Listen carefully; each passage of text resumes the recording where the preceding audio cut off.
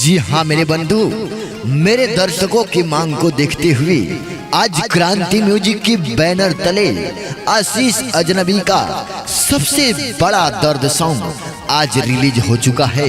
जी हाँ, ना तस्वीर है तुम्हारी जो दीदार किया जाए, ना तस्वीर है तुम्हारी जो दीदार किया जाए, ना तुम हो मेरे पास की प्यार किया जाए। ये कौन सा दर्द दिया तुमने ये सनम, ना कुछ कहा जाए, ना तुम बिना रहा जाए।